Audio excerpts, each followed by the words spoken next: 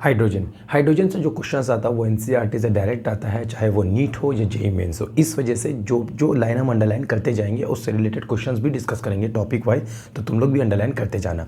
Hydrogen is the most abundant element in the universe. Hydrogen का elementary atomic form में जब होता है, it in atomic form it consist of only 1 proton and 1 electron. जब वो atomic form में होता है, एटम के फॉर्म में होता है, उसके पास एक ही प्रोटॉन होता है और एक ही इलेक्ट्रॉन होता है। लेकिन जब वो एलिमेंटल फॉर्म में आता है तो it exist as a diatomic molecule. जब एलिमेंट्री स्टेट में आ जाता है तो उसके पास 2 आइटम आ जाता है, H2 बन जाता है, जिसको हम लोग डाईहाइड्रोजन भी बोलते हैं। नेक्स्ट आता है पोजीशन ऑफ हाइड्रोजन। हाइड्रोजन का इलेक्ट्रॉनिक कन्फिग्रेशन क्या होता है, 1s1। तो ये एक इलेक्ट्रॉन लूज भी कर सकता है किसकी तरह, अल्कली मेटल की तरह, और एक इलेक्ट्रॉन गेन भी कर सकता है किसकी तरह, हैलोजन की तरह। हैलोजन में इलेक्ट्रॉनिक, पहले अल्कली मेटल्स का पढ़ लेते हैं। इलेक्ट्रॉनिक कन्फिग्रेशन जो होता है वो सिमिलर होता है किसकी तरह, अल्कली मेटल्स की तरह, which belong to the first group of the periodic table. On the other end like halogens NH2 NP5। तो NH2 NP5, P5 किस में होता है, हैलोजन में होता है। वो एक इलेक्ट्रॉन गेन करता है, P6 स्टेबल बनता है। तो एक इलेक्ट्रॉन गेन क्यों करता है, ऑक्टेट कंप्लीट करने के लिए। सिमिलरली हाइड्रोजन भी एक इलेक्ट्रॉन गेन करता है, लेकिन वो क्या करने के लिए एक इलेक्ट्रॉन गेन करता है, डुप्लेट कंप्लीट करने के लिए। तो इसका गेन करने का, एक इलेक्ट्रॉन गेन करने का जो ये फीचर है, ये बिहेवियर है, ये सिमिलर हो जाता है हैलोजन के साथ। तो इसी वजह से इसका डुअल नेचर हो जाता है, अल्कली मेटल्स की तरह भी बिहेव करता है और हैलोजन की तरह भी बिहेव करता है। Hydrogen therefore has a semblance to alkali metals which lose 1 electron to form unipositive ions, as well as with halogens which gain 1 electron to form uninegative ion। alkali metal की तरह positive बनता है, halogen की तरह negative बनता है। Uni का मतलब होता है 1, एक इलेक्ट्रॉन या लूज करेगा या एक इलेक्ट्रॉन गेन करेगा। Like alkali metals hydrogen forms oxides halide sulphides, ये तीनों बनाता है। alkali metal जैसा ऑक्साइड्स हैलाइड सल्फाइड्स बनाता है, हाइड्रोजन भी बनाता है। However, unlike alkali metals, it has a very high ionization enthalpy and does not possess metallic characteristic under normal condition। Ionization enthalpy हम लोग पीरियोडिक टेबल में पढ़ते हैं। आयनाइजेशन एंथैल्पी का मतलब क्या होता है कि एक इलेक्ट्रॉन या वैलेंस शेल से इलेक्ट्रॉन निकालने के लिए जितना अमाउंट ऑफ एनर्जी लगता है उसको आयनाइजेशन एनर्जी बोलते हैं। तो जो इजीली निकाल देगा उसके लिए एनर्जी ज़्यादा लगेगा नहीं। तो अल्कली मेटल जो कि एक मेटालिक इन नेचर होता है, वो इजीली इलेक्ट्रॉन लूज कर देता है स्टेबल बनने के लिए, तो उसका आयनाइजेशन एनर्जी बहुत कम होता है। अब यहाँ पे हाइड्रोजन हमने पढ़ा कि अल्कली की तरह भी बिहेव करता है, हैलोजन की तरह भी बिहेव करता है, लेकिन यहाँ पे क्या होता है कि हैलोजन की तरह ही वो बिहेव करता है गेन करने की तरह, मतलब गेन करता है, इलेक्ट्रॉन लूज नहीं करता। इसलिए इसका आयनाइजेशन एंथैल्पी बहुत ज़्यादा हो जाता है, क्योंकि हाइड्रोजन गेन करना चाहता है, लूज नहीं करना चाहता है। तो जब गेन करना चाहेगा तो उस टाइम पे उसका आयनाइजेशन एनर्जी बहुत ज़्यादा हो जाएगा, क्योंकि वो चाह रहा है गेन करना और तुम चाह रहे हो कि वो लूज करे, तो उसके लिए तुमको लार्ज अमाउंट ऑफ एनर्जी देना पड़ेगा हाइड्रोजन को लूज करवाने के लिए। तो हाई आयनाइजेशन एंथैल्पी की वजह से वो क्या करता है, does not poses metallic character. तो हाइड्रोजन को मेटल नहीं समझना है, जबकि वो अल्कली मेटल के सबसे ऊपर ग्रुप में प्रेजेंट होता है। उसका रीजन क्या है, हाई आयनाइजेशन एंथैल्पी होता है। ठीक है, नेक्स्ट आ जाओ डाईहाइड्रोजन में। डाईहाइड्रोजन में क्या होता है, 70% of the total mass of the universe, किसका total mass of the universe में 70% किसका है, डाईहाइड्रोजन का है। ठीक है, नेक्स्ट आ जाते हैं आइसोटोप्स ऑफ हाइड्रोजन। 3 आइसोटोप्स होता है, प्रोटियम, ड्यूटेरियम, ट्रिटियम, 3 आइसोटोप्स होता है। ठीक है, ऑर्डिनरी हाइड्रोजन जिसको प्रोटियम बोलते हैं उसके पास न्यूट्रॉन नहीं होता है। ड्यूटेरियम जिसको हेवी हाइड्रोजन भी बोला जाता है उसके पास 1 न्यूट्रॉन होता है, और ट्रिटियम के पास 2 न्यूट्रॉन्स होता है। ठीक है, number of neutrons. Next, tritium is radio active and emits low energy beta particle. इसका टी हाफ होता है 12.33 ईयर्स। तो ये 12.33 ईयर्स ट्रिटियम का है, जो कि रेडियो एक्टिव एलिमेंट है, और ये जब भी एमिट करता है तो ये बीटा पार्टिकल एमिट करता है। ये क्वेश्चन आ चुका है ऑलरेडी एंट्रेंस में, उसको हम लोग डिस्कस करेंगे आगे। नेक्स्ट आते हैं प्रिपरेशन ऑफ डाईहाइड्रोजन। डाईहाइड्रोजन का प्रिपरेशन का तरीका क्या है, लेबोरेटरी प्रिपरेशन में जिंक रिएक्शन करता है H+ के साथ। अब ये H+ डाइल्यूट होगा, डाइल्यूट मतलब HCl भी हो सकता है, डाइल्यूट H2SO4 भी हो सकता है, इसीलिए H+ दिया है, स्पेसिफाई नहीं किया कि वो HCl है या H2SO4 है। तो ये जब रिएक्शन करेगा तो Zn2+ बनाएगा, मतलब जिंक कैटायन के फॉर्म में रहेगा। नेक्स्ट, जब एक्वस अल्कली के साथ रिएक्शन करेगा NaOH के साथ तो वो बनाएगा Na2ZnO2, मतलब सोडियम जिंकेट। इस केस में सोडियम क्या होगा, यहाँ पे अगर Na2ZnO2 को यहाँ प्लस हो जाएगा और जिंकेट क्या हो जाएगा, माइनस हो जाएगा, मतलब ZnO2 माइनस। तो ऊपर में जब एसिड के साथ रिएक्शन कर रहा है तो जिंक का इन्वॉल्वमेंट क्या है, कैटायन वाला में है, और जब बेस की तरह रिएक्शन कर रहा है तो उसका इन्वॉल्वमेंट एनायन में चला जा रहा है। ठीक है, नेक्स्ट आते हैं commercial production of dihydrogen. Commercial production में आता है सबसे पहले इलेक्ट्रोलाइसिस ऑफ एसिडिफाइड वाटर, जब एसिडिफाइड वाटर को इलेक्ट्रोलाइसिस करेंगे तो हमको प्रोडक्ट क्या मिलेगा, हाइड्रोजन ऑक्सीजन दोनों मिलेगा, दो गैस मिलता है यहाँ पे, ठीक है। अगर हम हाई प्योरिटी अगर बनाएंगे हाइड्रोजन, कितना 99.95%, di hydrogen is obtained bye electrolysing warm aqueous barium hydroxide. अगर तुमको इतना ज़्यादा परसेंटेज प्योरिटी बनाना है हाइड्रोजन को तो तुमको बेरियम हाइड्रोक्साइड लेना पड़ेगा, किसके प्रेजेंस में, निकेल इलेक्ट्रोड्स के प्रेजेंस में। निकेल इलेक्ट्रोड होगा, बेरियम हाइड्रोक्साइड रहेगा, तो इसको याद रखना अच्छा से। नेक्स्ट आता है during electrolysis the reactions that takes place are, मतलब जब हम लोग ब्राइन सॉल्यूशन का इलेक्ट्रोलाइसिस करेंगे तो साइड प्रोडक्ट क्या होगा, सोडियम हाइड्रोक्साइड और क्लोरीन बाय प्रोडक्ट होता है। ब्राइन सॉल्यूशन होता है NaCl, तो NaCl में खाली प्रोडक्ट याद रखोगे, सोडियम हाइड्रोक्साइड और क्लोरीन होता है। इसका रिएक्शन एनोड और कैथोड वाला है। अगर वाटर है तो H+OH- और NaCl है मतलब Na+Cl-। तो यहाँ पे लिखा हुआ है, देख लो, ओवरऑल रिएक्शन Na+Cl-। Na+Cl- कहाँ से आया, ब्राइन सॉल्यूशन से आया। ब्राइन सॉल्यूशन मतलब NaCl और 2H2O, तो वाटर क्या देगा, H+ देगा और OH- देगा। अब यहाँ पे डिस्चार्ज कौन होगा, तो क्लोरीन Cl- होगा, OH- नहीं होगा अकॉर्डिंग टू इलेक्ट्रोकेमिकल सीरीज, और Na+Cl- में Cl- हो जाएगा, क्लोरीन गैस दे देगा। तो गैस को याद रखना है। नेक्स्ट आते हैं reaction of steam on hydrocarbon. Reaction होगा स्टीम का हाइड्रोकार्बन के साथ, तब हमको प्रोडक्ट क्या मिलेगा, यहाँ पे देख लेते हैं। CnH2n+2 मतलब एक एल्केन वाटर के साथ रिएक्शन कर रहा है, कार्बन मोनोऑक्साइड देगा और हाइड्रोजन देगा। एग्जांपल क्या है, मीथेन अगर वाटर के साथ रिएक्शन करेगा, टेम्परेचर 1270 केल्विन है, निकल कैटलिस्ट की तरह बिहेव करेगा, कार्बन मोनोऑक्साइड और हाइड्रोजन दे देगा। अब यहाँ पे बहुत इंपॉर्टेंट पार्ट आता है, the mixture of carbon monoxide and hydrogen is called water gas. जो कार्बन मोनोऑक्साइड और हाइड्रोजन का मिक्सचर होता है उसको वाटर गैस बोला जाता है, और इसको मिथेनॉल बनाने के लिए भी इस्तेमाल किया जाता है। सिंथेसिस ऑफ मिथेनॉल, सिंथेसिस का मतलब होता है तैयार करना, तो मिथेनॉल को तैयार करने के लिए भी ये वाटर गैस को इस्तेमाल किया जाता है। इसी वजह से इसका नाम दिया गया, या सिंथेसिस गैस भी बोल सकते हो या सीन गैस भी बोल सकते हो। और now syn gas is produce from sewage. अब ये जो सीन गैस है जिससे हम मिथेनॉल बना रहे हैं, ये सीन गैस को जैसे बनाया, किससे बनाया जाता है, newspaper, sewage, sawdust, scrap wood. अब इस प्रोसेस को बोला जाता है कोल गैसिफिकेशन। क्या बोलते हैं, कोल गैसिफिकेशन। अब यहाँ रिएक्शन देख सकते हो, कार्बन जब वाटर के साथ रिएक्शन करता है 1270 केल्विन में, तब कार्बन मोनोऑक्साइड और हाइड्रोजन मिलता है, मतलब वाटर गैस मिलता है। अब फिर ये वाटर गैस मिथेनॉल बनाएगा। The production of dihydrogen can be increase by reacting carbon monoxide. अगर कार्बन मोनोऑक्साइड का अमाउंट को बढ़ा देते हैं, नहीं, कार्बन मोनोऑक्साइड को नहीं, डाईहाइड्रोजन का प्रोडक्शन को अगर हमको इंक्रीज करना है तो कार्बन मोनोऑक्साइड का रिएक्शन होगा, carbon monoxide of syn gas mixture with steam in the presence of iron chromate as catalyst. तो अगर हमको प्रोडक्शन हाइड्रोजन का बढ़ाना है वाटर गैस में तो हम क्या करेंगे, स्टीम ऐड करेंगे। यहाँ पे लिखा हुआ है H2O गैस फॉर्म में, मतलब स्टीम ऐड किया जा रहा है। तो इसमें क्या होगा, हाइड्रोजन का जो परसेंटेज है डाईहाइड्रोजन का वो बढ़ जाएगा। ये जो डाईहाइड्रोजन मिल रहा है ये इसका अमाउंट बढ़ जाएगा। अब इसको बोला जाता है वाटर गैस शिफ्ट रिएक्शन, ठीक है। अब यहाँ पे हाइड्रोजन तो मिल गया लेकिन प्रोडक्ट में कार्बन डाइऑक्साइड भी बना हुआ है। अब ये कार्बन डाइऑक्साइड को क्या किया जाएगा, रिमूव किया जाएगा, scrubbing with sodium arsenide solution. इसको रिमूव कर दिया जाता है स्क्रबिंग करके, ठीक है, रिमूव तो करना जरूरी है। Next, presently 77% of the industrial dihydrogen is produce from petrochemical. जो इंडस्ट्री में हाइड्रोजन यूज होता है या बनता है तो वो कहाँ से आता है, पेट्रोकेमिकल से ही आता है। मोस्ट ऑफ मतलब इंडस्ट्रियल जो डाइहाइड्रोजन होता है जो मार्केट में जाता है, मार्केट प्लेसेस में, तो वो पेट्रोकेमिकल से ही आता है 77%। बाकी सबका 18% है कोल का, 4% electrolysis of aqueous solution, 1% from other sources, ठीक है। नेक्स्ट आते हैं प्रॉपर्टीज ऑफ डाइहाइड्रोजन, उसमें फिजिकल प्रॉपर्टीज।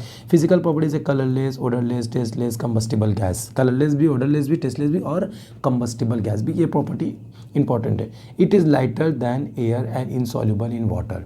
एयर से लाइट है और इनसॉल्युबल होता है वाटर में, क्योंकि ये नॉन पोलर है, वाटर पोलर है, तो इनसॉल्युबल तो होगा ही। नेक्स्ट, केमिकल प्रॉपर्टीज़ में जो मेन पोर्शन है उसको खाली अंडरलाइन करवा देते, फिर हम लोग आगे इसको एक्सप्लेन करेंगे। फिर हम कुछ क्वेश्चंस भी डिस्कस करना है प्रिपरेशन ऑफ हाइड्रोजन से रिलेटेड, अब तक का जो हम लोग कवर किया है। उससे पहले थोड़ा सा केमिकल प्रॉपर्टीज़ बता दे, important point. The HH bond dissociation enthalpy is the highest for a single bond between two atoms of any element. Hydrogen का सबसे ज़्यादा होता है bond dissociation enthalpy compare to other element which is forming single bond, ठीक है। It is relatively inert at room temperature. Room temperature में inert होता है, इसका बॉन्ड डिसोसिएशन एंथैल्पी जो होता है बहुत ज़्यादा होता है, इसीलिए इनर्ट होता है, ठीक है। बॉन्ड डिसोसिएशन एंथैल्पी इसका ज़्यादा होता है। अब तक का जो पढ़े प्रिपरेशन ऑफ हाइड्रोजन जो कंप्लीट किया उससे रिलेटेड जो क्वेश्चन है उसको डिस्कस कर लेते हैं। The number of protons and electron in atomic form of hydrogen respectively are. Atomic form में प्रोटॉन और इलेक्ट्रॉन कितना होता है, 1 होता है ना, दोनों 1 1 होगा, तो ऑप्शन हो गया C. Next, hydrogen does not possess the metallic character under normal conditions, metallic character नहीं पोजेस करता है, क्यों? उसका आयनाइजेशन एंथैल्पी बहुत ज़्यादा होता है, very high ionization enthalpy, correct. Next, most common isotopes of hydrogen, most common isotopes of hydrogen जो कि नॉन रेडियो एक्टिव होना चाहिए, तो रेडियो एक्टिव तो ट्रिटियम होता है। अब मोस्ट कॉमन बोल रहा प्रोटियम ड्यूटेरियम में, तो प्रोटियम जो होता है वो कॉमन होता है। The isotopes of hydrogen are, ये तो बहुत सिंपल है, प्रोटियम ड्यूटेरियम ट्रिटियम, 3 आइसोटोप होता है tritium. Hydrogen has 3 isotopes A B and C, तो हमको तो पता है ए अगर प्रोटियम मानेंगे, ये मान लो ये प्रोटियम है 1 1, ठीक है, फिर ड्यूटेरियम है तो ये क्या हो जाएगा 1 2, और फिर ट्रिटियम है तो ये हो जाएगा 1 और 3, ठीक है। अब यहाँ पे बोले if the number of neutrons in A B C respectively are X Y Z, तो यहाँ पे नंबर ऑफ न्यूट्रॉन्स भी निकाल लो, तो यहाँ पे नंबर ऑफ न्यूट्रॉन्स पहला वाला में कितना मिलेगा, प्रोटॉन में तो 0 होता है, और प्रोटियम में, ड्यूटेरियम में कितना मिलेगा 1, और ट्रिटियम में कितना मिलेगा 2, मतलब 2। अब जो सम करोगे इसका 0 1 2 को सम, इसको एक्स वाई जेड बोला है क्वेश्चन में, तो जब सम करोगे 0 + 1 0 + 1 + 2 तो कितना आएगा 3 आएगा, तो आंसर क्या हो गया 3 हो गया।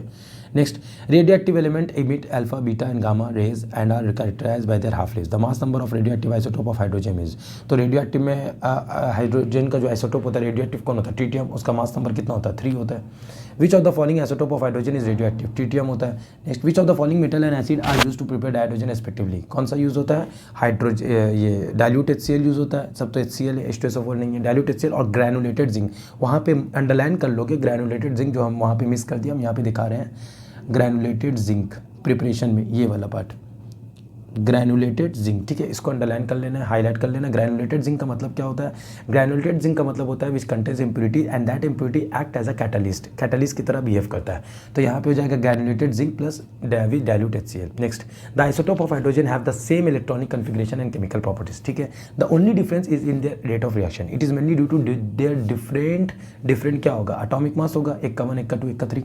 Next, dihydrogen is prepared by the reaction of zinc with aqueous NaOH। Which of the following compound is produced with dihydrogen during the course of reaction, कौन सा कंपाउंड बनता है, सोडियम जिंकेट बनता है जब NaOH के साथ रिएक्शन होता है। Which of the following is the laboratory preparation of dihydrogen, laboratory preparation कौन सा है, तो पहला वाला होगा Zn + NaOH, right. Next, which of the following gas is are obtain by electrolysis of acidified water using platinum electrode, जब acidified water को electrolyze किया जाता है तो हमको कौन सा प्रोडक्ट मिलता है, तो बताए थे इलेक्ट्रोलाइसिस में हाइड्रोजन और ऑक्सीजन दोनों मिलता है। Dihydrogen is not obtain when zinc react with, किसके साथ नहीं देगा, तो NaOH के साथ तो देता ही है, तो ऑप्शन भी करेक्ट है। डाइल्यूट H2SO4 डाइल्यूट HCl दोनों के साथ देगा, क्योंकि रिएक्शन में तो H+ लिखा हुआ है, और हम बताए थे कि डाइल्यूट HCl डाइल्यूट H2SO4 दोनों चलेगा, तो आंसर हो जाएगा यहाँ पे cold water. Next, dihydrogen is obtain as a byproduct in the manufacture of, dihydrogen is obtain as a by product in the manufacture of, किसमें किसको मैन्युफैक्चर करने से dihydrogen as a by product produce होता है, तो वो वाला reaction जो किए थे ना sodium hydroxide and chlorine by electrolysis mark करवाए थे अभी बाय प्रोडक्ट के केस में। The major components of water gas और सिंथेसिस गैस और syn gas which is use for the synthesis of methanol and number of hydrocarbons are CO + H2। Next, the process of producing syngas from coal is called coal gasification. Next, consider the given reaction below. The above reaction is called, इस reaction को क्या बोलेंगे हम लोग, water gas shift reaction है ना, hydrogen का amount को बढ़ाने के लिए, डाइहाइड्रोजन का अमाउंट को बढ़ाने के लिए। Which of the following method is use to obtain high purity, percentage को बढ़ाने के लिए 99.95 करने के लिए हम लोग किसका इस्तेमाल करते हैं, बेरियम हाइड्रोक्साइड का, किसके साथ, निकेल इलेक्ट्रोड्स के साथ, ठीक है। Next, in context in the industrial preparation of hydrogen from water gas, in context with the industrial preparation of hydrogen from water gas, 4 option दिया हुआ, पहला CO and H2 are fractionally separated, CO is removed by absorption, H2 is removed, CO is oxidized to CO2 with steam in the presence of catalyst followed by absorption of CO2, हाँ option D हो जाएगा। जो dihydrogen का preparation करने के लिए जो हम लोग एक्स्ट्रा बढ़ाते हैं उसका अमाउंट को, तो कार्बन डाइऑक्साइड बनता है, फिर कार्बन डाइऑक्साइड को हम लोग को निकालना पड़ता है, रिमूव करना पड़ता है, तो मोनोऑक्साइड से जो कार्बन डाइऑक्साइड बन रहा है तो वो तो ऑक्सीडाइज ही हो रहा है ना। Next, the maximum percentage of the industrial dihydrogen is produced from, सबसे ज़्यादा मैक्सिमम कहाँ से प्रोड्यूस होता है, 77% पेट्रोकेमिकल से। अब नेक्स्ट आता है नेक्स्ट ये वाला पोर्शन जितना सारा था उससे कोई क्वेश्चन रिलेटेड हो गया। अब नेक्स्ट प्रॉपर्टीज़ में चलते हैं, केमिकल प्रॉपर्टीज़ में चलते हैं, तो वहाँ पे तो हाई बॉन्ड डिसोसिएशन एंथैल्पी वाला बता दिया था, इसीलिए इनर्ट होता है रूम टेम्परेचर में, ठीक है, हाइड्रोजन। नेक्स्ट इसका कन्फिग्रेशन क्या होता है, 1s1 इलेक्ट्रॉनिक कन्फिग्रेशन होता है, जो पता ही है। It accomplishes reactions by loss of the only electron to give H+, gain of an electron to form H+ and sharing electrons to form a single covalent bond. तीनों करता है, loose भी करता है, गेन भी करता है, शेयर भी करता है। ठीक है, याद रखना। Next, reactions with halogen. जब हैलोजन के संग रिएक्शन होता है तो H2 का मतलब क्या है, FCl Br सब होगा। लेकिन नीचे में यहाँ पे लिखा हुआ while the reaction with fluorine occurs even in dark with iodine it requires a catalyst. का मतलब फ्लोरीन का रिएक्टिविटी बहुत ज़्यादा होता है, इस वजह से वो अंधेरे में भी डार्क में भी रिएक्शन कर लेता है। लेकिन अगर आयोडीन होगा तो आयोडीन का रिएक्टिविटी इतना कम होता है कि उसको कैटलिस्ट का ज़रूरत पड़ता है। तो ये वाला सेंटेंस से ये समझ में आया कि फ्लोरीन का रिएक्टिविटी बहुत ज़्यादा है और आयोडीन का बहुत कम है, मतलब सबसे कम है। Next, reaction with dioxygen. Reaction क्या है, एक्सोथर्मिक रिएक्शन होगा और जो रिएक्शन यहाँ पे डेलेज का वैल्यू क्या दिया हुआ, नेगेटिव। नेगेटिव मतलब तो एक्सोथर्मिक होता है और सिर्फ वाटर मॉलिक्यूल्स ही बनेगा, सिर्फ एक ही प्रोडक्ट बनेगा। Reaction with dinitrogen. Nitrogen dinitrogen के साथ रिएक्शन होता है तो रिएक्शन का नाम क्या है, हेबर्स प्रोसेस, है ना, क्लास 10 में भी पढ़े हम लोग Haber's process. Reaction with metals. Metals के साथ कौन सा मेटल, अल्कली मेटल। हालांकि अल्कलाइन अर्थ मेटल के साथ भी रिएक्शन करता है, लेकिन यहाँ पे सिर्फ अल्कली मेटल्स दिया है कि अल्कली मेटल के साथ हाइड्रोजन का रिएक्शन और सिर्फ MH प्रोड्यूस करेगा, मेटालिक हाइड्राइड प्रोड्यूस करेगा। Next, reaction with metal ions and metal oxide. तो मेटल आयंस के साथ Pd2+ है और यहाँ पे Pd बन रहा है, 2+ से डायरेक्ट Pd बन गया, न्यूट्रल स्टेट में आ गया, +1 में नहीं आएगा। और दूसरा वाला जो रिएक्शन है, दूसरा वाला को ठीक से समझना है, इसका कोएफिशिएंट को। यहाँ पे क्या है, Y हाइड्रोजन के साथ, यहाँ भी हाइड्रोजन के साथ कौन है, Y है। यहाँ पे M के साथ कौन है, X है। यहाँ पे भी M के साथ क्या है, X है। ठीक है, X हो गया और Y हो गया। तो ये वाला चीज़ को, कोएफिशिएंट को याद रखोगे, इससे रिलेटेड क्वेश्चन आएगा तो आराम से कर लोगे। नेक्स्ट है reaction with organic compounds. Organic compound के साथ रिएक्शन क्या करता है, क्या देता है, ऑर्गेनिक कंपाउंड के साथ रिएक्शन करेगा ये वाला, एक minute, react with many organic compounds in the presence of catalyst. Catalyst के प्रेजेंस में ऑर्गेनिक कंपाउंड के साथ रिएक्शन करता है। अब देखो क्या क्या है, hydrogenation of vegetable oils. Vegetable oil को हाइड्रोजनेशन करेंगे निकल कैटलिस्ट को यूज़ करके, तो फैट्स बनाता है। क्या फैट्स बनाता है, मार्गरीन और वनस्पति घी बनाता है, दोनों। ठीक है, नेक्स्ट है ऑलिफिन्स। ऑलिफिन्स का मतलब क्या होता है, एल्किन। देखो यहाँ एल्किन का संग रिएक्शन हो रहा है, क्या दे रहा है, एल्डिहाइड दे रहा है। अब यहाँ पे तुम ये जो रिएक्शन दिया हुआ एल्डिहाइड बनाया और फिर एल्डिहाइड में फिर हाइड्रोजनेशन कर रहा है, मतलब रिडक्शन कर रहा है, तो एल्डिहाइड से तो अल्कोहल मिल जाएगा। लेकिन तुमको यहाँ पे याद क्या रखना है, तुमको याद यहाँ पे ये रखना है कि यहाँ पे एक कार्बन था, यहाँ पे R को छोड़ के 2 कार्बन था, तो टोटल 3 कार्बन हो गया। यहाँ पे भी देखो कितना कार्बन है, टोटल R को छोड़ के 3 कार्बन है। उसी तरीके से यहाँ तो 3 कार्बन है, यहाँ पे भी अल्कोहल में भी 3 कार्बन होगा, क्योंकि जब भी रिडक्शन हो या ऑक्सीडेशन हो, the number of carbon should not be change.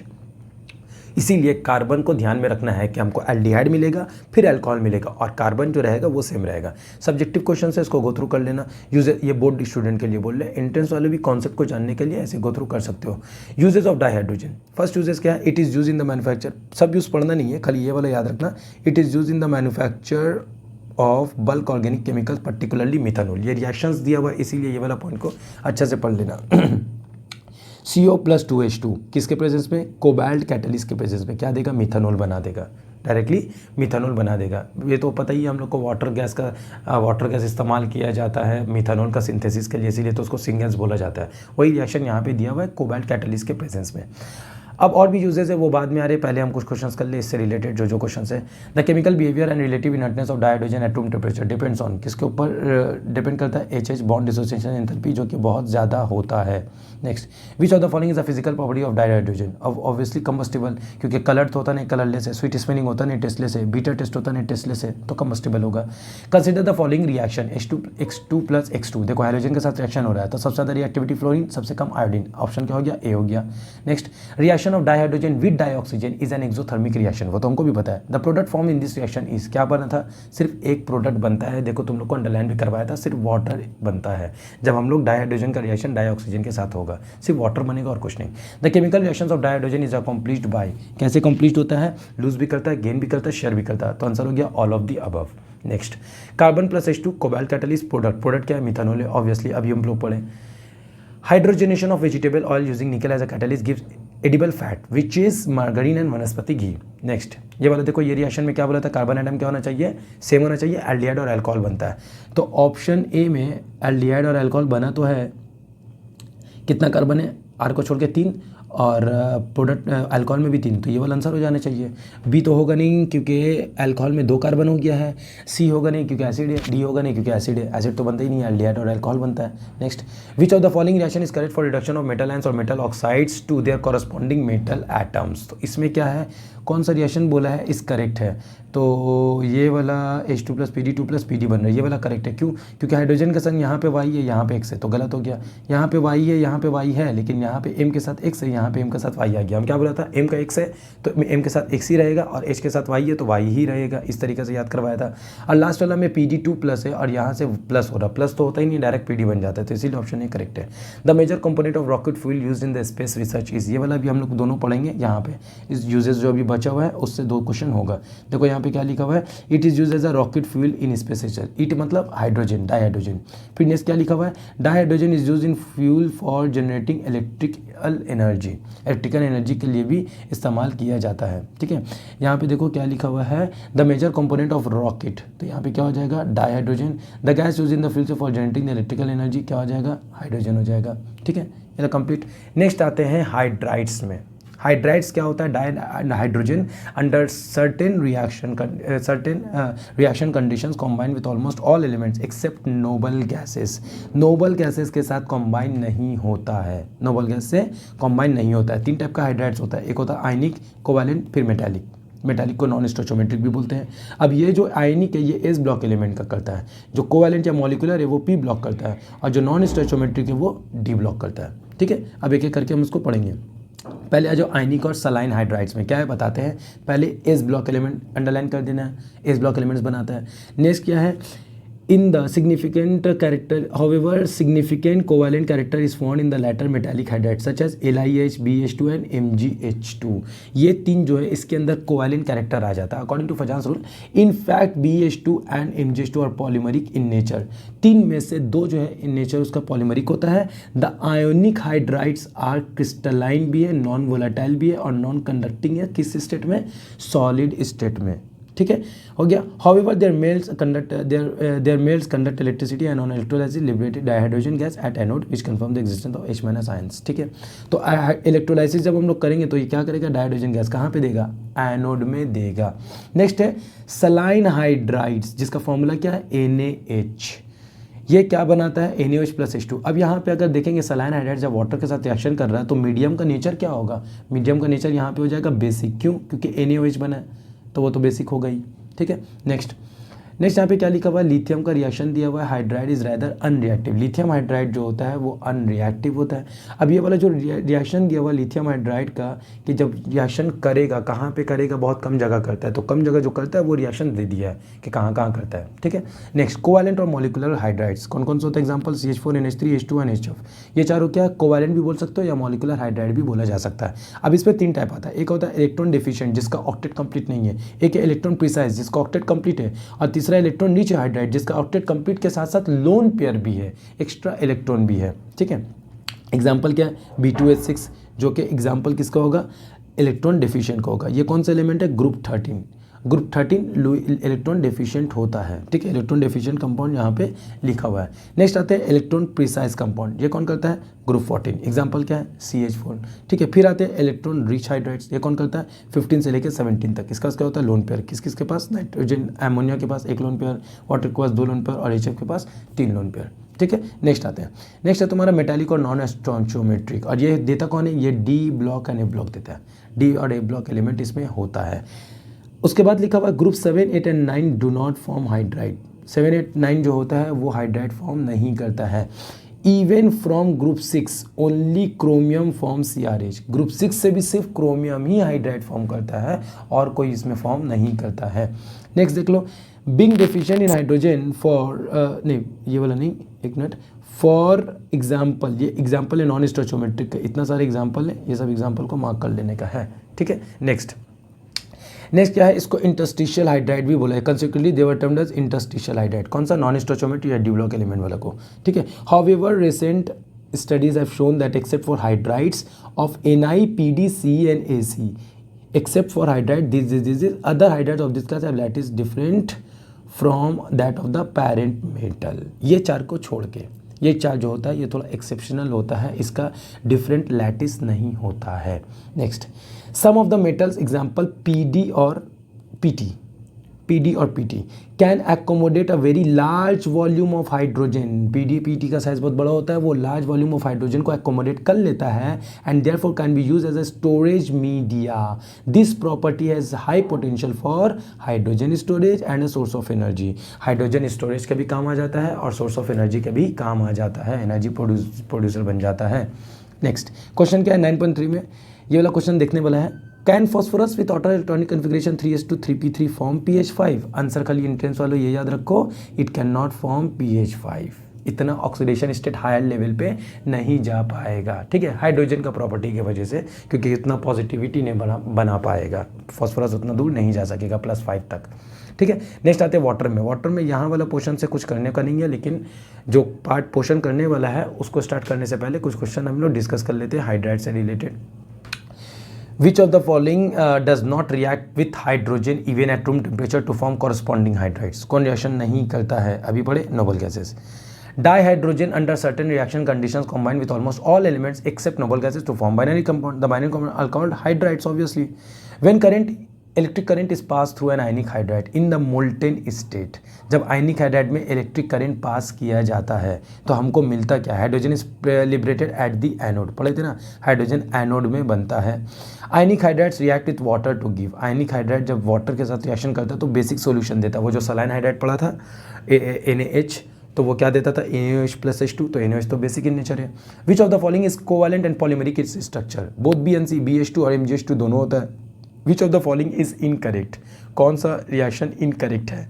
तो पहला वाला जो है उसमें 8 LiH Al2Cl6 ठीक है, दूसरा 2 LiH + B2C6 ठीक है, थर्ड वाला है इज इनकरेक्ट बोला है ना, यहाँ पे इनकरेक्ट चेक करना है कि इनकरेक्ट कौन सा होगा, ठीक है। 2 LiH Al2Cl6 LiCl + LiH + LiLH4 NH+H2O, तो ये वाला तो सलाइन वाला है, ये भी करेक्ट है, ये भी करेक्ट है, ये भी करेक्ट है, तो आंसर C हो जाएगा जो कि इनकरेक्ट है। बाकी तीन तुमको ABD पता है, C के बारे में लिखा हुआ नहीं है, रिएक्शन नहीं देखे, लेकिन ABD पता है। C के केस क्या होता है? 2 LiLH नहीं होता है, 8 LiLH होता है जब Al2Cl6 के साथ रिएक्शन करता है, इसीलिए C गलत हो गया। विच of the following groups form electron rich hydrides? कौन इलेक्ट्रॉन रिच हाइड्राइड्स बनाता है? ग्रुप 15 से 17 तक, मतलब चैल्कोजेंस। हैलोजन ग्रुप 17, 16 होता है चैल्कोजेंस और निट्रोजन होता है group 15। NH is an example of saline hydride. CH4NH3 H2NH4 call molecular hydride. देखो यहाँ पे कोवैलेंट हाइड्राइड्स नहीं दिया, मॉलिकुलर हाइड्राइड्स नाम दिया। बहुत कोई होता है ना पहले ही नाम खाली पढ़ लेता है, पूरा नाम पढ़ना होगा। कोवैलेंट भी बोल सकते हो, मॉलिकुलर भी बोल सकते हो। Which of the following are formed by D block elements? Non-stoichiometric hydrates obviously. Which of the following is the example of interstitial or non-stoichiometric hydrates? कौन कौन सा example? तो all the above सब था। Earlier, it was thought that in the stoichiometric hydrides, hydrogen occupies interstices in the metal lattice, producing distortion without any change in its type. Consequently, they were termed as interstitial hydrides. बताया था non-stoichiometric का another name. Recent studies showed that the metallic hydrides have different lattice from that of the parental metal, except कौन? AC। बहुत सारे example था हम लोग के पास, है ना, Ni था, PD था, C था एंड AC था, तो यहाँ पे क्या होगा? AC होगा, बाकी तीन तो है ही नहीं।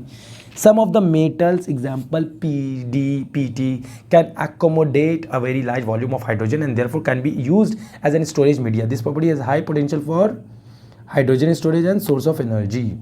नेक्स्ट आते हैं वाटर के केस में। वाटर के इंट्रोडक्शन को तो वहाँ पे ज़रूरत नहीं था, यहाँ पे स्ट्रक्चर में देख लेंगे क्या क्या मार्क करना है। पहला बेंट मॉलिक्यूल।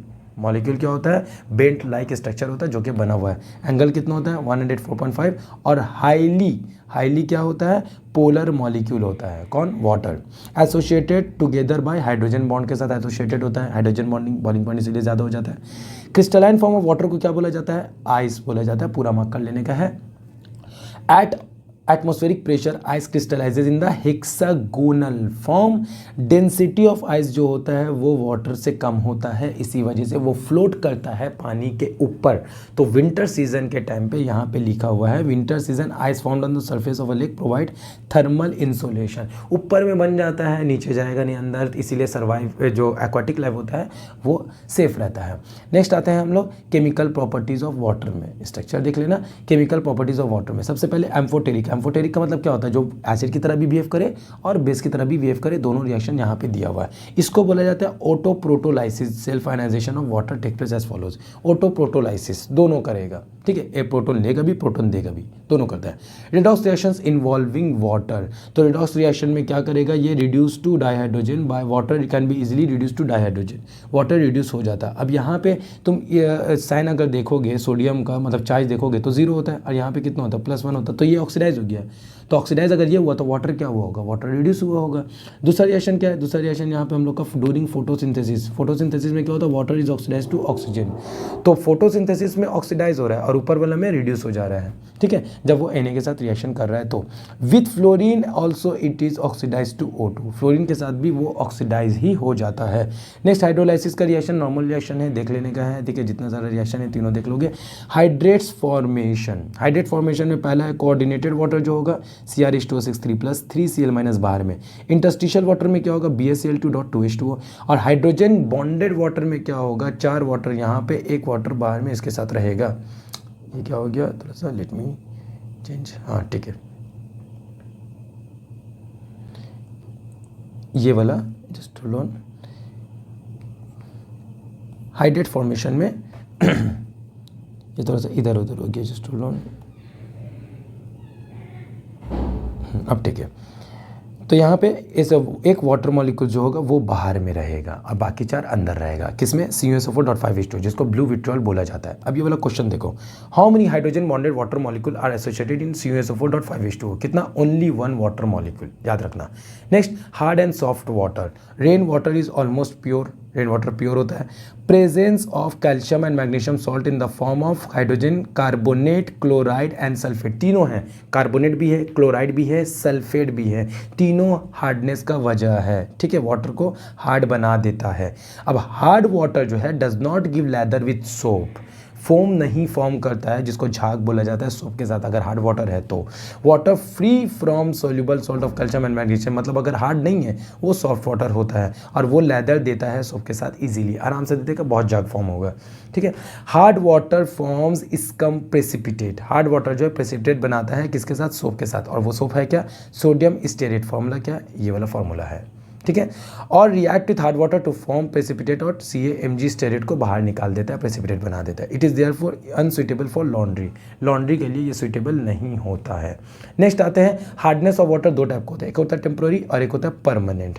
तो टेम्प्रेरी किसके वजह से होता है, कार्बोनेट्स की वजह से होता है, टेम्प्रोरी मैग्नीशियम और कैल्शियम का कार्बोनेट्स की वजह से होता है। अब हम लोग इसको रिमूव कैसे करेंगे, बॉइलिंग से हार्डनेस को रिमूव किया जाता है, ठीक है, टेम्प्रोरी हार्डनेस को बॉइलिंग से रिमूव किया जाता है। इसका 2 रिएक्शन देखो, magnesium bicarbonate, calcium bicarbonate. Magnesium bicarbonate में हाइड्रोक्साइड मिलेगा, लेकिन कैल्शियम बाइकार्बोनेट में कार्बोनेट मिलेगा, कैल्शियम कार्बोनेट। तो ये पहला मेथड हो गया बॉइलिंग।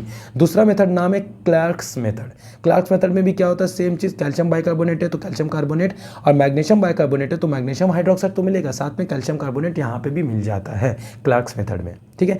परमानेंट हार्डनेस किस में होता है, परमानेंट हार्डनेस क्लोराइड और सल्फेट की वजह से होता है। अब इसको कैसे ट्रीट किया जाता है, वॉशिंग सोडा दिया जाता है, वॉशिंग सोडा देने से इसको रिमूव किया जाता है परमानेंट हार्डनेस को। दूसरा मेथड कौन सा है, कार्गन्स मेथड। और कार्गन्स मेथड में फॉर्मूला क्या यूज होता है, कंपाउंड सोडियम हेक्सामेटाफॉस्फेट, फॉर्मूला को इसका देख लेना है, जिसको कार्गन बोला जाता है, ठीक है।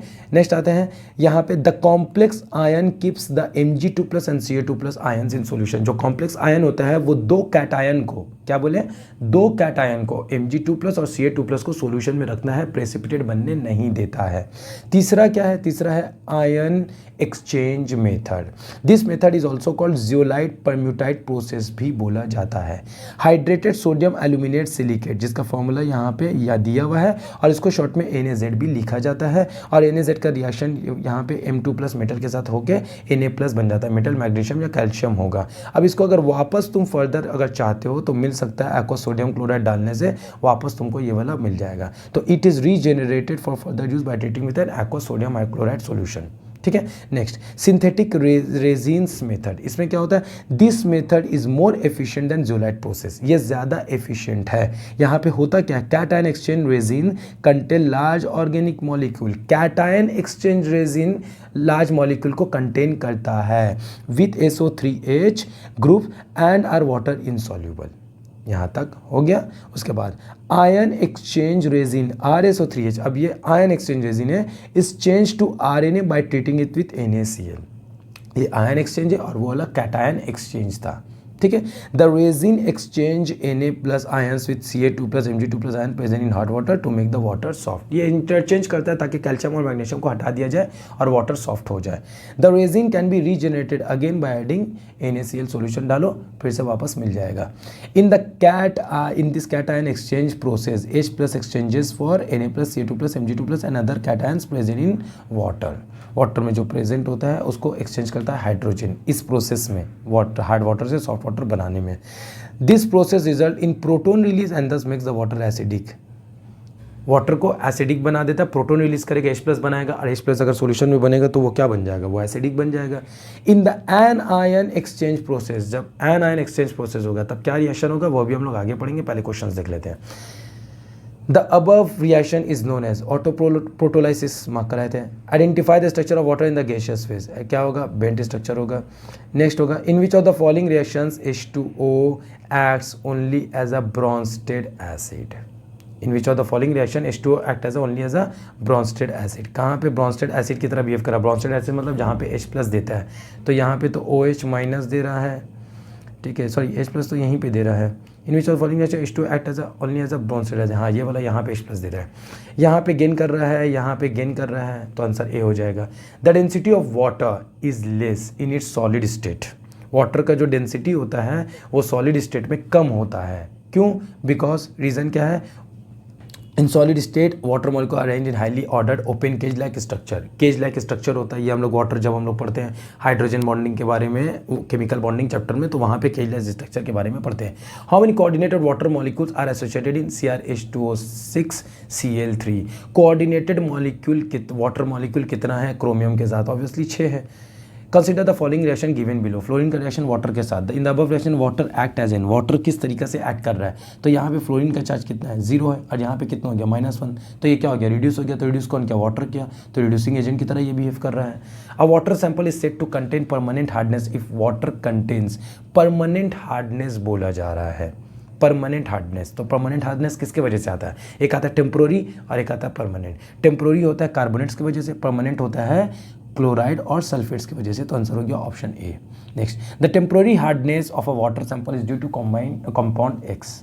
कंपाउंड एक्स कौन होगा, वही मैग्नीशियम बाइकार्बोनेट भी हो सकता है, कैल्शियम बाइकार्बोनेट भी हो सकता है। Boiling this sample converts X to compound Y, X and Y respectively are. तो मैग्नीशियम बाइकार्बोनेट जो है वो मैग्नीशियम हाइड्रोक्साइड में कन्वर्ट हो जाता है, तो ए सही है। बी सही नहीं है क्योंकि कैल्शियम कार्बोनेट बनता है रिमूव करने के बाद। सी भी सही नहीं है क्योंकि मैग्नीशियम हाइड्रोक्साइड बनता है, और डी भी सही नहीं है। Next, which of the following is an incorrect reaction, कौन सा इनकरेक्ट रिएक्शन होगा, तो जितना सारा रिएक्शन अभी मार्क करवाए थे, बोले थे मार्क करने के लिए, वो इसमें वाटर वाला केस में P4O10 SiCl2, तो रिएक्शंस को कंबाइन करके देखना है कि किसके साथ ये वाला मैच कर रहा है। तो P4O10 इनकरेक्ट बोले ना, क्वेश्चन को पहले मार्क कर लेंगे इनकरेक्ट। तो पहला वाला P4O10 प्लस 6H2 ये वाला करेक्ट है। दूसरा वाला SiCl2 दिया हुआ, SiCl2 ने SiCl4 होता, तो ये करेक्ट था, इसीलिए ये आंसर हो गया। In comparison to the zeolite process for the removal of permanent hardness, the synthetic resins method is less efficient होगा या मोर एफिशिएंट होगा। जियोलाइट प्रोसेस में this method also called zeolite permutit process जो था, उसमें efficient कौन सा होता है, तो हम लोग क्या पढ़े थे, जो सिंथेटिक रेजिन होता है वो मोर एफिशिएंट होता है। सिंथेटिक रेजिन जो होता है वो मोर एफिशिएंट होता है compare to ion exchange method. तो यहाँ पे क्या हो जाएगा, more efficient as it can exchange only cations, only cation बोला है। और यहाँ पे लास्ट वाला में बोल रहा है more efficient as it can exchange both cations as well as anions. Anion का भी एक्सचेंज होता है, कैटायन का भी एक्सचेंज होता है, तो ऑप्शन होगा D. Next, what is reason of temporary hardness of water, obviously calcium bicarbonate. Which of the following reaction represent may ion exchange process, ion exchange process का कौन सा होगा, वो वाला अभी हम लोग अभी पढ़े नहीं है, तो वो वाला पढ़ोगे तो ये वाला क्वेश्चन मार्क हो जाएगा, रिएक्शंस देख के समझ में आ जाएगा। ठीक है, यहाँ पे रिएक्शंस भी दिया हुआ ना, हाँ यहाँ रिएक्शंस दिया हुआ, पहले रिएक्शंस को देख लेते हैं। यहाँ पे देखो RnH2 है, RnH2 पहले क्या बनाया, RnH3 प्लस OH माइनस, फिर RnH3 प्लस OH माइनस क्या बना दिया है, RnH3 प्लस X माइनस और OH माइनस। ठीक है, ये वाला रिएक्शन है। तो यहाँ पे जो क्वेश्चन दिया हुआ है यहाँ पे बोला है कौन सा आयन एक्सचेंज वाला है, तो ये वाला आंसर करेक्ट है। Calgon is use as water softening agent because it form soluble complexes with cation species. Cationic species था ना Mg2+ और Ca2+। In synthetic resin method, X resin contains large organic molecule with SO3H group and are water insoluble. Ion exchange resin are exchanged to RNA by treating it with NaCl. The resin exchanges by, अच्छा X क्या है, X है cation exchange है ना, तो मतलब option B या सी होगा। फिर है the resin exchanges Y ions को एक्सचेंज कर रहा है Ca2+ और Mg2+ है, तो वाई आयंस किसको एक्सचेंज करता है, वाई आयंस मतलब Na+ को एक्सचेंज करता है Ca2+ और Mg2+ से, तो आंसर हो गया ऑप्शन बी। नेक्स्ट यहाँ पे ये वाला पार्ट तो कर लिया, आयन का रिएक्शन देख ही लिया है कि क्या होता है। यहाँ पे नेक्स्ट लाइन ये वाला मार्क कर लेना, the exhausted cation and ion exchange resin, देखो दोनों होता है, कैटायन और आयन दोनों एक्सचेंज होता है, इसी वजह से हमने दोनों को मार्क किया था। Are regenerated by treatment with dilute acid and dilute and alkali solutions respectively, तो रिस्पेक्टिवली में मतलब एक कैटायन में एसिड डालना है, एनायनिक में अल्कली डालना है, तो वो वापस रीजनरेट हो जाएगा। नेक्स्ट आते हैं हाइड्रोजन पर ऑक्साइड में, उसका प्रिपरेशन नंबर 1 पहला वाला देख लेना किससे बन रहा है, BaO2 ये ऑक्साइड से बनाया जा रहा है। दूसरा है पर oxo disulphate obtain bye electrolytic oxidation of acidified sulphate solutions, sulphate solution से बनाया जाता है, रिएक्शंस को देख लोगे। This method is not use for the laboratory preparation of D2O2, ये लैबोरेटरी प्रिपरेशन है, अभी इंडस्ट्रियल प्रिपरेशन नहीं आया है। थर्ड वाला भी वैसे रिएक्शन है लेकिन इंडस्ट्रियल प्रिपरेशन नहीं आया है। थर्ड वाला में देखो, थर्ड वाला मतलब ये वाला रिएक्शन बोल रहे थे। अब थर्ड पॉइंट देखो, industrially it is prepared by the auto oxidation of 2 alkyl anthraquinols, ये इंडस्ट्रियल मेथड है, ठीक है।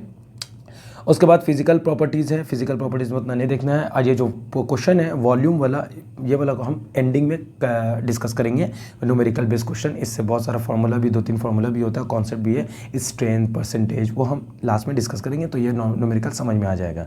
नेक्स्ट आते हैं स्ट्रक्चर वाला पार्ट में, तो स्ट्रक्चर में तुमको क्या याद रखना है, ये वाला वैल्यू को याद रखोगे स्ट्रक्चर में, ठीक है। ये है तुम्हारा गैस फेज में 111.5 डिग्री और सॉलिड फेज में 19.2 डिग्री, ठीक है। अब यहाँ पे तुमको नीचे गैस फेज या सॉलिड फेज बोलेगा नहीं, तो तुम उसका वैल्यू से याद रखोगे, यहाँ पे 94.8 है, यहाँ पे 101.9 है, तो ये वाला वैल्यू देख लेना। अगर ज़्यादा वैल्यू है, एंगल है 101.9 है, तो वो सॉलिड फेज होगा, और सॉलिड फेज में जो ओपन हो रहा है दो प्लेन के बीच का जो एंगल है वो 90.2 है। इस तरीके से याद रखना, ठीक है। नेक्स्ट है chemical properties, oxidising agent in acidic, oxidising action in acidic medium. देखो Fe2+ से क्या बना है, Fe3+ बना दिया, कौन, H2O2। Pb+2 था, Pb+2 यहाँ पे Pb+2 था, नहीं ये वाला नहीं। उसके बाद है ये वाला -1 और यहाँ पे हो गया -2, तो ये क्या हो गया, खुद रिड्यूस हो गया, तो दूसरे को क्या करेगा, ऑक्सीडाइज करेगा, तो यहाँ पे भी ऑक्सीडाइजिंग एक्शन हो गया। रिड्यूसिंग एक्शन क्या है, MnO4- में Mn+7 में है, क्या बन गया, +2 बन गया, तो रिड्यूस हो गया, रिड्यूसिंग एक्शन बोलेंगे। यहाँ पे क्लोरीन +1 था, -1 बन गया, ये वाला -1 बन गया, तो ये भी रिड्यूस हो गया, रिड्यूसिंग एक्शन हो गया। Oxidising action in basic medium, basic medium में देखो Fe2+, Fe3+, oxidise, Mn2+, Mn4+, oxidise कर दिया, ऑक्सीडाइजिंग एजेंट। यहाँ पे देखो आयोडीन 0 -1 रिड्यूस, यहाँ पे +7, यहाँ पे +4 रिड्यूस, ठीक है। नेक्स्ट आते हैं स्टोरेज में हाइड्रोजन का, H2O2 decomposes slowly on exposure to light, बहुत स्लोली डिकम्पोज होता है, और किसके प्रेजेंस में, in the presence of metal surfaces और traces of alkali, metal surfaces और ट्रेसेस ऑफ अल्कली जो कैटलिस्ट की तरह बिहेव करता है, इज कैटलाइज्ड। उसके बाद है it is therefore stored in wax lined glass और प्लास्टिक वेसल इन डार्क, इसीलिए इसको इसमें रखा जाता है। Urea can be added as a stabiliser, stabiliser की तरह यूरिया को यूज़ किया जाता है। It is kept away from dust, ये भी सही बात है, डस्ट से दूर रखा जाता है, क्यों, can induce explosive decomposition of the compound, induce है, रिड्यूस नहीं, induce explosive decomposition of the compound. Next आते हैं यूजेज में, पहला यूजेज क्या है, antiseptic, it is sold in the market as perhydrol, जब एज एंटीसेप्टिक जब बिकता है बाहर मार्केट में तो उसका नाम होता है परहाइड्रोल, ठीक है, हाइड्रोजन परऑक्साइड ऐसे करके नहीं रहता नाम। नेक्स्ट ये वाला पॉइंट देखेंगे, ये वाला uses, it is use in the synthesis of hydroquinone tartaric acid, ठीक है, और सर्टेन फूड प्रोडक्ट में भी इसको इस्तेमाल किया जाता है, एंड फार्माक्यूटिकल्स में भी। नेक्स्ट है लास्ट वाला में इन्वायरमेंटल ग्रीन केमिस्ट्री में देखो क्या क्या है इसका uses, pollution control, treatment of domestic and industrial effluents, oxidation of cyanides, restoration of aerobic condition, ये 3 तुम्हारा green chemistry, environmental green chemistry का यूजेस है। नेक्स्ट है तुम्हारा heavy water D2O, heavy water क्यों? क्योंकि ड्यूटेरियम एक ऐसा टॉपिक हाइड्रोजन का जिसको हेवी हाइड्रोजन बोला जाता है, तो वो जब कंपाउंड में है D2O में, तो इसको हेवी वाटर बोला जा रहा है। ठीक है, अब इसका रिएक्शंस देख लेना है, पहले इसका यूजेस देख लें।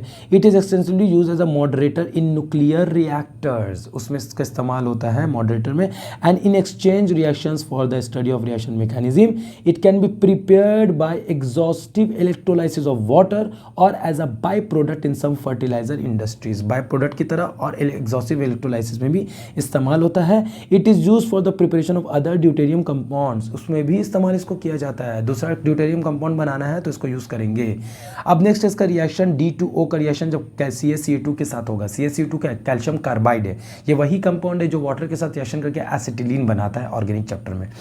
SO3 D2O के साथ रिएक्शन करेगा और Al4Cl3 12D2O रिएक्शन इसके साथ करके देगा। ठीक है, लास्ट पार्ट आते हैं dihydrogen as a fuel. Dihydrogen as a fuel में कौन कौन सा पोर्शन मार्क करना है? डाईहाइड्रोजन में सबसे पहले स्टार्टिंग से करते हुए चलते हैं। On a mass for mass basis dihydrogen can release more energy than petrol, petrol से ज़्यादा एनर्जी निकालता है, लेकिन pollutants in combustion of dihydrogen will be less than petrol, petrol से कम पोल्यूट करता है। ठीक है, next this of course can be minimised by injecting a small amount of water, water को इंजेक्ट करेंगे, क्या होगा? To into the cylinder to lower the temperature, temperature को कम करने के लिए। ठीक है, a cylinder of compressed dihydrogen weighs about 30 times as much as a tank of petrol containing the same amount of energy, amount same है लेकिन उसका वेट डाईहाइड्रोजन का 30 टाइम्स बढ़ जाता है कंपेयर टू पेट्रोल। ठीक है, अब इसको जहाँ रखा जाता है, also dihydrogen gas is converted into liquid state by cooling, इसको लिक्विड में बनाया जा सकता है, इस गैस को 20 केल्विन में बस कूल करेंगे वो बन जाएगा। This would required expensive insulated tanks, इसको जो रखा जाएगा हाइड्रोजन को, वो टैंक किससे बना हुआ होना चाहिए? Metal alloy like this Na(NiI5) TiTiH2 Mg(Mg)H2। ठीक है, इससे बना हुआ होना चाहिए। नेक्स्ट हाइड्रोजन इकोनॉमी, ये क्या होता है? इज एन अल्टरनेटिव, ये अल्टरनेटिव प्रोसेसेस रखने का इसका क्या फायदा होता है? The basic principle of hydrogen economy is the transportation and storage of energy in the form of liquid और गैसियस डाईहाइड्रोजन। ट्रांसपोर्टेशन का भी फायदा होता है अगर हाइड्रोजन इकोनॉमी को इस्तेमाल किया जा रहा है, ट्रांसपोर्ट भी करता है और एनर्जी को स्टोर भी करता है लिक्विड और गैसियस फॉर्म में। Next advantage of hydrogen economy is that the energy is transmitted in the form of dihydrogen and not as electric power, electric power के हिसाब से नहीं, डाईहाइड्रोजन ही direct in the form of dihydrogen के हिसाब से transmit हो जाता है। इलेक्ट्रिक पावर में करेगा अगर ट्रांसमिट होगा तो थोड़ा रिस्की भी होता है, थोड़ा एक्सपेंसिव भी होता है। ठीक है, it is for the first time in the history of India that a pilot project using dihydrogen as fuel was launched in October 2005 for running automobiles, automobiles का रनिंग के लिए इसको इस्तेमाल किया जाता है अक्टूबर 2005 में। Initially 5% dihydrogen has been mixed in CNG, CNG में सिर्फ 5% ही डाईहाइड्रोजन है। Nowadays is also used in fuel cells for generating of electric power, अभी फ्यूल सेल्स में भी इस्तेमाल किया जा रहा है इलेक्ट्रिक पावर जनरेट करने के लिए। दैट्स इट, क्वेश्चन डिस्कस कर लेते हैं। विच of the following is most colourless very pale blue liquid in its pure state, pure state में ये वेरी पेल ब्लू बोल रहा है। यहाँ पे हम लोग फिजिकल प्रॉपर्टीज़ में शायद ये वाला H2O2 का पार्ट को मिसिंग किए हैं, पेल ब्लू वाला पार्ट को। देखो यहाँ पे होगा in the pure state H2O2 is an almost colourless very pale blue liquid, very pale blue liquid होता है। ठीक है, तो सब NCERT का ही लाइन से रहता है क्वेश्चंस, पूरा A to Z 1 by 1 line. ठीक है, उसी से आता है डायरेक्ट, तो NCERT अच्छा से पढ़ना, तो आंसर क्या हो जाएगा तुम्हारा H2O2। नेक्स्ट ये वाला देखो x पूछ रहा है, x कितना होगा? तो ये 101.9 है, मतलब ये सॉलिड स्टेट वाला पार्ट है, तो x का वैल्यू कितना होता है? 90.2 होता है। The OOH bond angle in H2O2 is, यहाँ पे सॉलिड या गैस नहीं बोला है, सिर्फ एंगल पूछा है, तो गैस में कितना होता है? 94.8 होता है OOH एंगल। ठीक है, ये वाला डायग्राम दिखा दे तो ज़्यादा अच्छा से क्लियर हो जाएगा। ये देखो, ये डायग्राम में ये हम उसको क्लियर करके बताते हैं। ये वाला एंगल है 94.8 दिया हुआ है और ये वाला तुम्हारा 101.9 दिया हुआ है, लेकिन यहाँ सॉलिड और गैस बताए नहीं, तो दोनों का एवरेज कितना निकलेगा? एवरेज निकाल के ऑप्शन को हिसाब से कितना हो जाएगा? 97 डिग्री हो जाएगा। ठीक है, ये मेंशन नहीं किया था इसी वजह से। Which of the following industrial method to ethyl anthraquinol, industrial method बताए थे, बाकी सब तो ऊपर में लैबोरेटरी चल रहा था। Which of the following reactions represent the oxidising property of H2O2, कहाँ पे ऑक्सीडाइज हो रहा है? तो यहाँ पे तो Mn+7 से +2 हो रहा है, तो ये तो ऑक्सीडाइज से रिड्यूस हो रहा है। यहाँ +3 से +2 हो रहा है, तो ये तो रिड्यूस हो रहा है। HOCl+1 से -1 होता है, रिड्यूस हो रहा है। लास्ट वाला में -1 से 0 हो रहा है, ये ऑक्सीडाइज हो रहा है, तो ऑप्शन डी आंसर हो गया। ठीक है, ये रेडॉक्स में किया हुआ, यूट्यूब में मेरा वीडियो डाला हुआ रेडॉक्स का, देख लोगे तो समझ में आ जाएगा कि ये सब कंपाउंड का ऑक्सीडेशन नंबर कैसे निकालते हैं। विच of the following reaction will show the reducing action of H2O2 in basic medium, कौन H2O2 को रिड्यूसिंग नेचर शो कर रहा है? तो ये Fe2 प्लस Fe3 प्लस बना, ये तो नहीं होगा, ये वाला 0 से -1, हाँ यही हो गया, 0 से -1 बन रहा है, ठीक है। ऑप्शन सी चेक कर लो, वो ऑक्सीडाइजिंग है, सॉरी रिड्यूसिंग है, ऑक्सीडाइजिंग नहीं। यहाँ पे बोला है reducing action of H2O2, H2O2 का रिड्यूसिंग एक्शन बोला है ना, Fe2 प्लस 3 प्लस है, ये 0 से -1 है, तो ये तो रिड्यूस हुआ है बेसिक मीडियम में। अच्छा बेसिक मीडियम में, ये तो एसिड मीडियम में, ये वाला बेसिक मीडियम में, इसीलिए ऑप्शन भी होगा, क्योंकि सी में हम देख रहे हैं कि सी में भी तो रिड्यूस ही हो रहा है, लेकिन वो एसिड मीडियम में, और क्वेश्चन में बोल दिया बेसिक मीडियम में, ठीक है। तो ध्यान से अच्छे से देख के करना है सब question. H2O2 decomposes slowly on exposure to light, the catalyst कौन होता है? मेटल सर्फेसेस और traces of alkali. H2O2 is obtained by which of the following, किससे बनता है? BO2 है ना, बेरियम ऑक्साइड से। Which of the following has electron precise, कौन होगा? मीथेन, अमोनिया और वाटर क्या है? इलेक्ट्रॉन रिच है, और B26 क्या है? इलेक्ट्रॉन डेफिशिएंट है। On the mass basis, dihydrogen can release more energy than petrol. As compared to petrol, pollutant in the combustion of dihydrogen will be less. Pollution कम होता है, dihydrogen energy release ज़्यादा करेगा petrol से, लेकिन pollution कम होता है। Which of the following act as a stabilizer? Urea stabiliser की तरह यूज होता है। The metal alloy of tank which is used for the storage of dihydrogen contains which of the following compound in small quantities? कौन कौन सा होता है? तीनों होता है। Next, the pollutant present in the combustion of dihydrogen will be the oxides of dinitrogen. This can be minimise by, कैसे minimise किया जाता है? Injecting a small amount of water to lower the temperature, ठीक है। तो option A correct है। Heavy water is obtain as a by product in some fertiliser industries, it is obtain from water by exhaustive electrolysis. Next, advantage of hydrogen economy is the, क्या होता है? Energy transmit करता है, electric power है ना, in the form of electric power, ये हो गया, ठीक है। Next, which of the following is are the use of heavy water, use क्या है? मॉडरेटर है, ठीक है। दूसरा exchange reactions for the study of reaction mechanism, ये भी ठीक है। It is use for the preparation of the deuterium compound, मतलब ऑल दी अबव, सब सही है तीनों। Which of the following is not the use of H2O2, कौन सा यूज सही नहीं है? Treatment of domestic effluents, environmental में है, रिस्टोरेशन भी है, ऑक्सीडेशन ऑफ साइनाइड भी है, option D. In the synthesis वाला नहीं है। Which is, what is the correct representation of heavy water? D2O यहाँ पे। Which what is the role of hydrogen peroxide in the above reaction, role क्या है hydrogen peroxide का? तो यहाँ पे हाइड्रोजन पेरोक्साइड में ऑक्सीजन को होता है -1, यहाँ पे होता है -2, मतलब ये रिड्यूस हो रहा है, तो खुद रिड्यूस हो रहा है, दूसरा को क्या करेगा? ऑक्सीडाइज, तो ये हो गया ऑक्सीडाइजिंग एजेंट पहला वाला में। दूसरा वाला में Ag2O को देखोगे तो यहाँ पे Ag का +1 है और यहाँ पे Ag का 0 है, मतलब ये रिड्यूस हो रहा है, तो इसको रिड्यूस कौन कर रहा है? H2O2 कर रहा है, मतलब ये रिड्यूसिंग एजेंट की तरह बिहेव कर रहा है नंबर 2 में। तो आंसर हो गया option A, oxidising in 1, reducing in 2। Next, H2O2 in solid in market as an antiseptic. The name of this antiseptic is perhydrol. Next, hydrogen peroxide is kept away from dust because क्यों दूर रखा जाता है? Dust can induce explosive decomposition, है ना। Which of the following compound is used for water softening? कौन सा? काल्गन। Formula क्या होता है? Na6P6O18. The oxide that gives H2O2 on treatment with dilute H2SO4, कौन सा होगा? The oxide that gives H2O2, ये वाला BH2.8H2O ऑक्साइड से प्रिपरेशन होता है।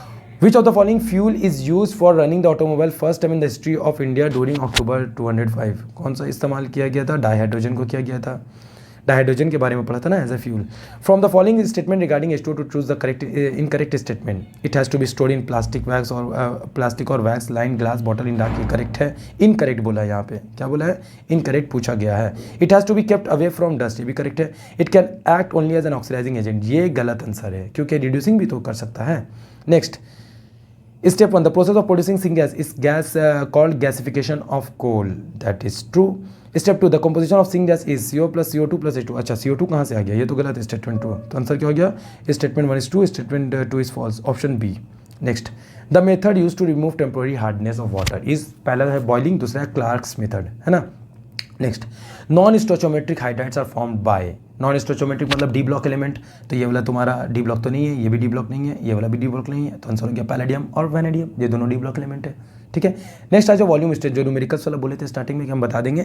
वॉल्यूम स्ट्रेंथ का मतलब क्या होता है? It means volume of O2 release by decomposition of 1 volume H2O2। अगर वॉल्यूम स्ट्रेंथ बोला है कि 20 वॉल्यूम H2O2 है, इसका मतलब 1 ml अगर लेंगे तो 20 ml O2 पकड़ेंगे, कंसिडर करेंगे, और अगर 1 लीटर H2O2 लेंगे तो 1 लीटर O2 लेंगे। अब लीटर लेना है या ml लेना है वो तो हमको न्यूमेरिकल्स में क्वेश्चन देख के पता चलेगा। तो वॉल्यूम स्ट्रेंथ का मतलब समझ लो कि वॉल्यूम स्ट्रेंथ में क्या है कि वॉल्यूम जो ऑक्सीजन का प्रोड्यूस होता है पर ऑक्साइड से H2O2 से, और H2O2 का जो वॉल्यूम होगा वो 1 होगा, या तो ml होगा या लीटर होगा। जैसा ये वाला क्वेश्चन दूसरा देखो, परसेंटेज स्ट्रेंथ। परसेंटेज स्ट्रेंथ में है 30% solution of H2O2, 30% solution of H2O2 का मतलब क्या है कि 100 वॉल्यूम H2O2 होगा। अगर 30% बोल दिया है तो परसेंट का मतलब 100 होता है, 100 वॉल्यूम H2O2 है यहाँ पे। अभी कुछ वॉल्यूम मेंशन नहीं किया है, लेकिन अगर अलग से कर दिया 1 ml ऑफ 30% H2O2 तो 100 ml क्या हो जाएगा, O2 हो जाएगा, 100 ml O2 फॉर्म्ड। अगर वॉल्यूम अलग से मेंशन कर देता है तो फिर वो क्या, वॉल्यूम स्ट्रेंथ का कॉन्सेप्ट आ गया, तो वहाँ पे 100 ml O2 फॉर्म्ड हो जाएगा। मतलब O2 रिलीज हो रहा है या डिकम्पोज हो रहा है, फॉर्म हो रहा है, ऑब्टेंड हो रहा है, जो भी हो रहा है। नेक्स्ट फॉर्मूला देखो, फॉर्मूला वॉल्यूम स्ट्रेंथ का क्या होता है 5.6 इंटू नॉर्मलिटी। वॉल्यूम स्ट्रेंथ का दूसरा क्या होता है मोलैरिटी के फॉर्म में 11.2 इंटू मोलैरिटी। ये दो हो गया। अब अगर इक्विवेलेंट वेट दिया हुआ, परसेंटेज स्ट्रेंथ दिया हुआ, तो ये वाला फॉर्मूला दोनों सेट का यूज़ कर लोगे। ज़्यादातर नॉर्मलिटी मोलैरिटी में आएगा तो कर लेना डायरेक्ट, ठीक है। और परसेंटेज स्ट्रेंथ अगर निकालना है तो वॉल्यूम स्ट्रेंथ को मल्टीप्लाई कर दो 0.3035 से, तो आ जाएगा। अब इससे क्वेश्चन देखो, the volume strength of 1.5 in H2O2 solution is, normality दिया हुआ है तो हमको क्या निकालना है, सबसे पहले वॉल्यूम स्ट्रेंथ निकालोगे, बोला निकालने वॉल्यूम स्ट्रेंथ, तो volume strength is equal to क्या हो जाएगा 1.5 इंटू 5.6 से मल्टीप्लाई करेंगे, कितना आएगा 8.4, आंसर हो गया 8.4, ठीक है। Next, what is the volume of oxygen liberated at NTP from 15 ml of 20 volume H2O2। देखो 15 ml बोला है, 15 ml में ऑक्सीजन कितना प्रोड्यूस है ये बोला है, मतलब 15 ml में कितना ऑक्सीजन प्रोड्यूस होगा ये निकालने बोला है, और बोल दिया 20 वॉल्यूम H2O2, तो 20 वॉल्यूम H2O2 का मतलब 20 ऑक्सीजन प्रोड्यूस हो रहा है। अब हम ml लेंगे या लीटर लेंगे, तो हम इसको देख के समझेंगे, ml बोला है तो इसका मतलब 20 ml ऑक्सीजन प्रोड्यूस्ड हुआ है। कितना ml से, H2O2 का 1 ml से, बोले थे ना 1 वॉल्यूम लेना है उसका 1 ml से, तो 1 ml से कितना प्रोड्यूस हो रहा है ऑक्सीजन, 20 वॉल्यूम प्रोड्यूस, मतलब 20 ml प्रोड्यूस हो रहा है। तो 15 ml में कितना हो जाएगा, 15 इंटू 20 कितना आ जाएगा 300 ml। दैट्स इट, ये वाला न्यूमेरिकल्स हो गया। तो volume strength, percentage strength complete. तो वॉल्यूम और theoretical portions line by line NCERT go through अच्छे से मार्क कर लो, और उसके बाद जितना सारा क्वेश्चन है उसको भी अच्छे से गो थ्रू कर लो। डायरेक्ट क्वेश्चन आता है, आराम से इससे क्लियर हो जाएगा।